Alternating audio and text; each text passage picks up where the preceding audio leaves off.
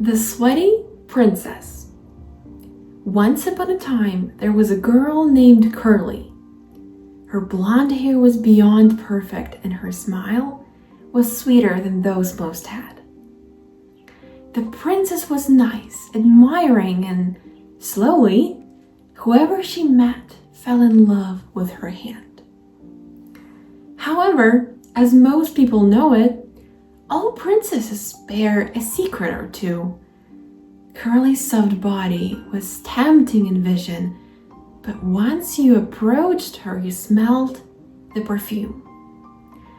Perfume was the sweat dwelling in her armpits that showed up whenever Curly was even slightly upset, standing up for her truth and her comfortable space.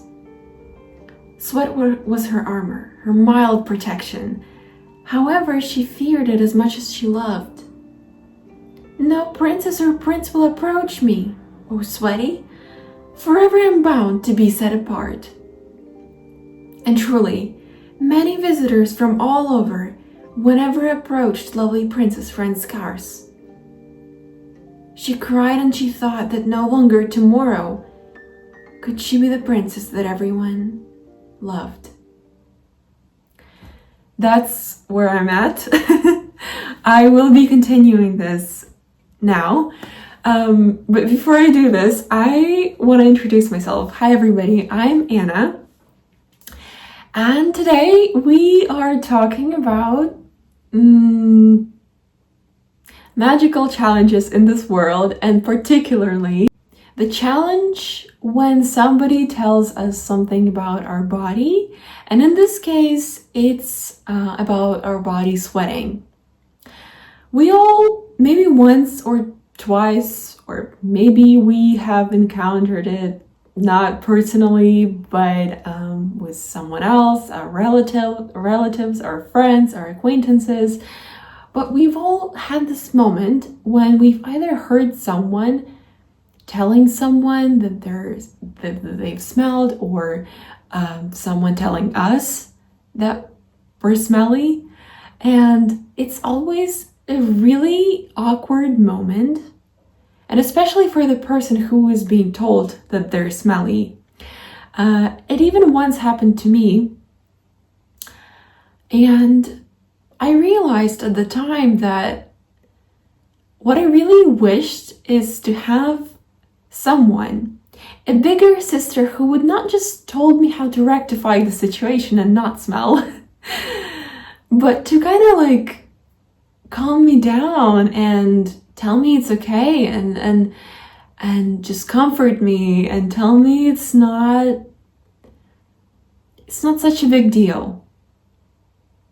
And for me not to have the psychological trauma afterwards, because it may hurt, when somebody comments something about our body that is so personal to us, so intimate to us, we feel bad. Because we feel like we are being attacked, our whole existence is being attacked. And especially if somebody frames this like, you're smelly, that is even more painful, because it's not about our body and our body's odor, but it's like about ourselves, the entirety of us. And that hurts. And this, what I'm doing right now, is kind of writing this little story, like in a fairy tale kind of way, about this girl, this princess named Curly. And I'm trying to make the story for myself, of course, but also for the girls who feel insecure because of that. And the story is supposed to kind of make you a bit just laugh about it, and also relax and understand it's okay. So the continuation is something for me to definitely look forward to. When somebody's telling you something about your body, particularly about your smell, somebody's told you that you're smelly, or let's say there's a different situation, you are among people with whom you have to hang out daily, and those people smell like really bad and you just can't be around them. It just, we're all people. Those things happen. And what do you do about it? Like, what do you really do about it? So the one thing that you do not do is tell a person that, oh, you're smelly. That's like kindergarten, okay? But the thing is, you have to understand, we're all smelly, guys. No one is born smelling of, I don't know, sunshine and roses and cinnamon rolls. No, we're born sweating because sweating is good for our body. It's good for our regulation, right? So it's a good thing actually that we're sweating, that we're kind of smelly. But we all want to make each other feel comfortable, right? We all want to be in a space where we're all kind of operating together and we're like doing something together for a good cause. You know what I mean? Like, well, it doesn't matter what kind of system it is, but we all want to make each other kind of comfortable, unless you're trying to curse someone. That's a different situation.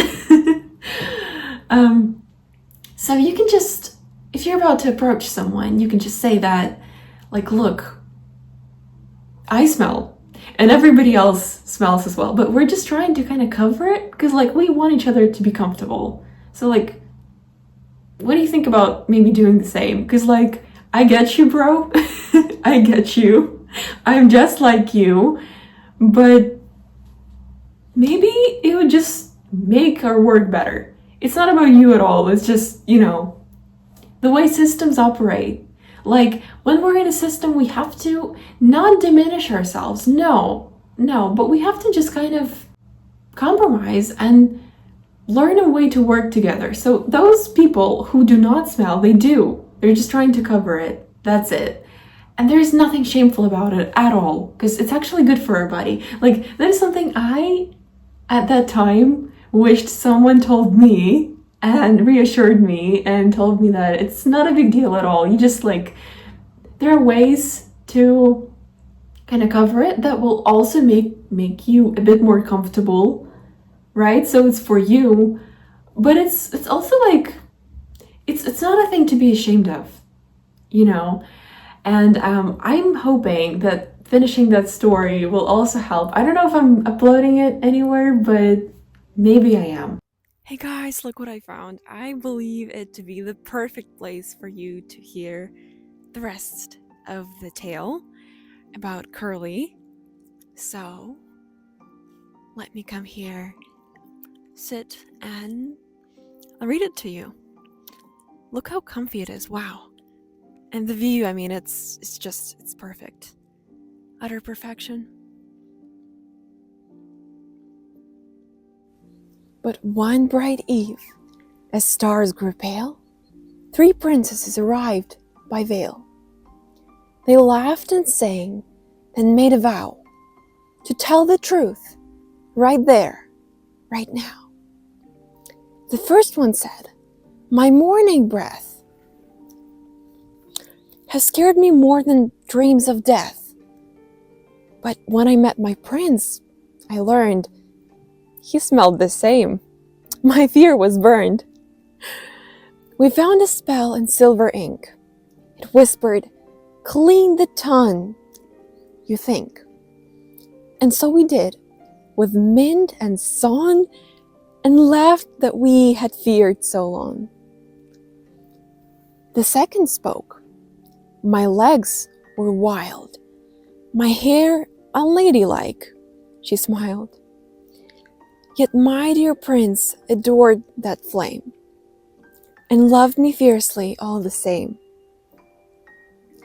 I later sought out a mistress wise, who tamed the hair with beams and dyes.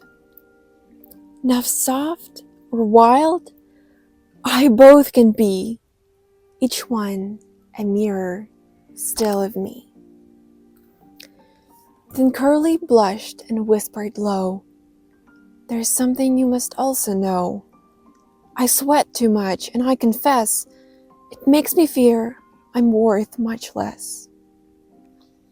The princesses smiled, their eyes sincere. "Sweet Curly, come, lean close, come near. We smell your sweat. It's faint, it's real, but love like ours does never feel. Our bodies too have warmth and scent. It's proof of life, of hearts unbent. For sweat's a sign that hearts still beat, that bodies move, that souls find heat. That night the moon shone soft and round. Her room was still, no single sound. She touched her skin, both warm and wet, and whispered simple, "Thank you, sweat." And as she spoke, her fear grew small, her heart stood tall. The truest of all, she learned to love her body so, to treat it kind, to let it glow. And seeing how her heart could care, the world found beauty everywhere. The princesses lived long and free, in laughter, truth, and honesty. And Curly's glow, both sweet and such, made others love her twice as much. But it's not just about like sweating and stuff, right? It's a bit more than that. So the world always presents us different challenges, many different challenges, and I call them all magical. Because with those challenges, we can explore the world and we can explore ourselves and we can learn so much more about everyone and everything and us, right? So the world is complex and so are we. It has many different layers and so do we. It has many different contrasts. The world the way it is, it's tough, I won't lie, and it takes me a lot of effort sometimes to, I don't want to say endure it, but to fully accept it and embrace it and feel comfortable in it. But it is so worth it because it is magical. Magic is not somewhere in other realms. No, it's in this realm. It's here. It's here. And here. And here. So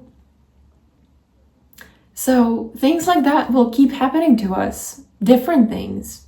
Multiple things. And if we, after every single thing, keep shaming ourselves or, feeling guilty or blaming someone or blaming ourselves, it's not going to serve our case right. It's not going to really do anything good to us.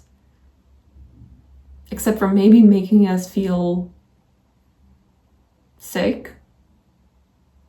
So if you're trying to curse yourself, it's actually it's funny. If you're thinking about curses, it's really funny how they work, isn't it? Because we don't need anyone else to curse us. We just curse ourselves daily by making ourselves feel guilty or ashamed of something, of our body, of our thoughts, of our preferences, of our hobbies. It just keeps going on and on and on. And it's like, we really don't need another witch or someone to curse us. No, we can just do it ourselves just fine. And I'm really hoping that you felt a bit more comforted if something like that, something similar happened to you. And I really hope that if you're that little girl who is ashamed of her body in any way, especially this way, I just hope you know you have nothing to be ashamed of, honey. No, your body was created this way for a reason. You have that sweat for a reason. And yes, you may use products to cover it, but it's not because it's wrong. Okay? I really want you to hear this. You're perfectly fine. In fact, you're perfectly perfect. So just don't feel bad about yourself.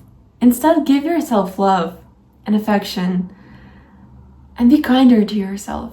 Because if you want, not that many people will. What do you think about this, guys? I think it's beautiful. I think Curly's beautiful, and I think you are beautiful as well.